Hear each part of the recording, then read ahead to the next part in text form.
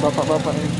Puluhan mahasiswa yang tergabung dalam Aliansi Pemuda Peduli Lampung Barat mendatangi kantor bupati setempat Rabu siang.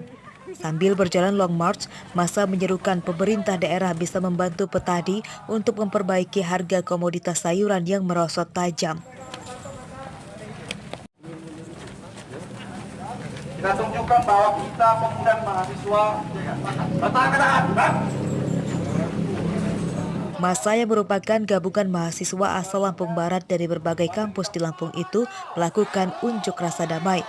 Mereka juga membawa berbagai spanduk bertuliskan dukungan kepada para petani yang kerap menjadi korban monopoli tengkulak dan kebijakan pemerintah yang tidak berpihak pada mereka.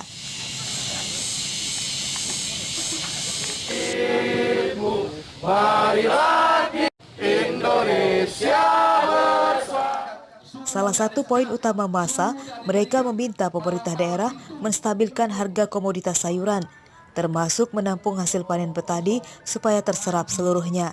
Hal itu sesuai dengan Undang-Undang Nomor 19 Tahun 2013 tentang perlindungan petani. Pemerintah juga dituntut mengawasi dan mengevaluasi penyaluran bantuan pertanian. Kami di sini memberikan solusi kepada kalian. Dari ketidakstabilan harga sampai adanya fluktuasi harga yang naik turun tidak terkoordinir sehingga mematikan dan penghasilan petani yang memang sudah direncanakan. Kalian tidur, kami pastikan kalian tidur. Tidur. Kalau bisa, harapan saya kita audisi. Saya minta perwakilan dari yang mewakilkan daripada pemuda petani ini 5 atau 6 orang. Nanti kita audiensi di atas, kita diskusi apa saran dan masukan, apa yang harus kita kerjakan sehingga hal-hal itu tidak ada kesimpang siuran. Anjloknya harga sayuran petani di Lampung Barat terjadi sejak beberapa tahun lalu. Kondisi terparah terjadi pada April lalu. Harga hampir semua jenis sayuran turun hingga lebih dari 200%. Pada pekan ini, harga cabai di tingkat petani pun hanya Rp5.000 per kilogramnya. Rosandi melaporkan dari Lampung Barat.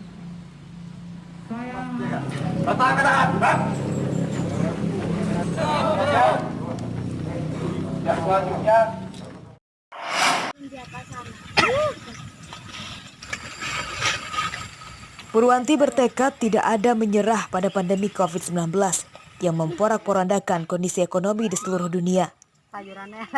Wanita 39 tahun, warga Desa Agung Jaya, Kecamatan Banjarmargo, Tulang Bawang itu kemudian memutuskan berkebun sayuran untuk membantu ekonomi keluarga.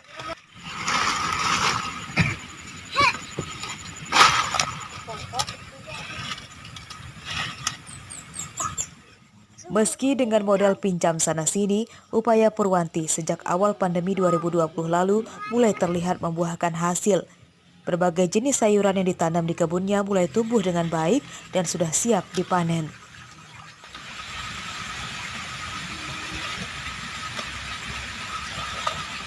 Berbagai macam jenis sayuran kangkung, bayam, pokcai, hingga selada yang hijau subur itu hampir setiap hari dipanen dan dikirim ke pasar-pasar tradisional melalui agen yang mengambil langsung ke rumahnya. Menurut Purwanti, hasilnya lumayan bisa membantu ekonomi keluarga. Meski harga sayuran tak bisa dipastikan, bahkan cenderung menurun. Kadang malah harga sayuran Purwanti dibeli hanya sekitar Rp800 sampai Rp2.000 per ikatnya. Harapannya ya dari pemerintah, ini kan kebutuhan pokok masyarakat ya. Ya. Kita dapat bantuan dari bibit apa pupuk itu kita dipermudah gitu aja.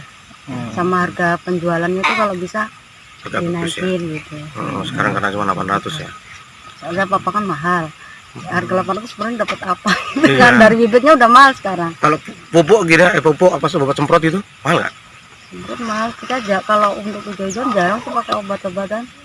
Namun Purwati tak selalu mengeluh, ia tetap semangat menjalani kegiatan berkebunnya itu.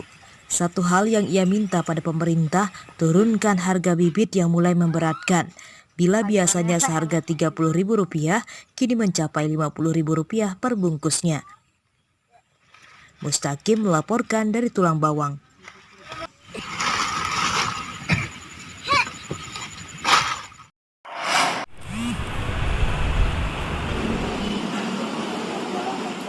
Meningkatnya jumlah warga binaan dan pegawai di Lapas Kelas 1 Rajabasa Bandar Lampung yang tertular COVID-19 membuat pihak lapas meningkatkan upaya pencegahan.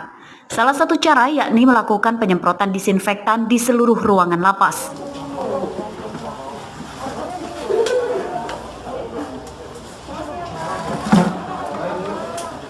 Rabu siang, penyemprotan mulai dari pintu masuk lapas hingga setiap ruangan sel di dalam seluruh blok lapas. Beberapa petugas penyemprotan disinfektan dari tim Satgas Pemberantasan COVID-19 Bandar Lampung tampak menggunakan baju pelindung diri lengkap.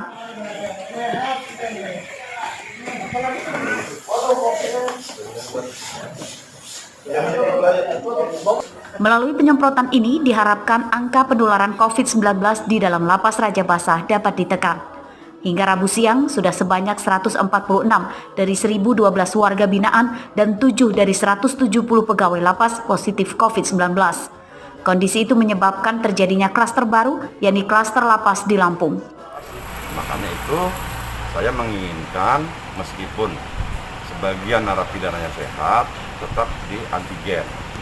Karena kita ini menyangkut nyawa orang banyak.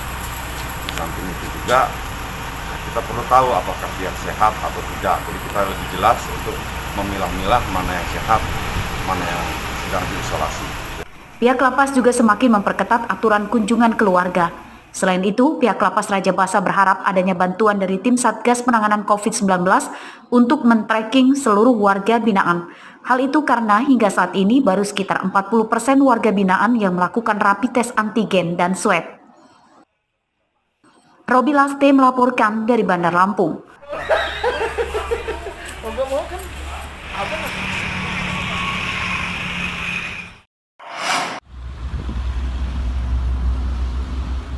...183 pemudik arus balik dinyatakan positif COVID-19 setelah menjalani tes antigen di posko rest area kilometer 172B Jalan Tol Sumatera sejak Lebaran lalu. Mereka kemudian menjalani isolasi di beberapa lokasi selama 10 hari. Sama Pak Kau nih, bahwa sampean sudah lengkap. Oke? Ya, Pak. Ini stiker hanya untuk berlaku sekali jalan ya, Pak. Hingga Rabu siang, antrian pemudik yang akan melakukan rapid test antigen terus berdatangan. Pemudik itu kebanyakan hendak melakukan perjalanan menuju Pulau Jawa. Kondisi itu cukup mengkhawatirkan bahwa klaster pemudik akan terus bertambah. Bagi yang dinyatakan reaktif, kemudian dikarantina di salah satu ruangan di rest area yang sudah disediakan. Jika hasilnya positif, maka pemudik kemudian dievakuasi ke ruang isolasi di rumah sakit setempat. Dari rest area ini, nanti pasien itu dibawa ke tempat isolasi yang telah disediakan oleh pemerintah daerah. Kemudian di sana bagi yang memiliki gejala, mereka harus melakukan perawatan. Dan bagi yang tidak memiliki gejala, mereka bisa diarahkan untuk isolasi mandiri. Dari data posko penyekatan, tercatat sudah sebanyak 11.936 orang menjalani rapid test antigen dan ternyata terdapat ratusan orang positif COVID-19 dan kebanyakan tanpa gejala.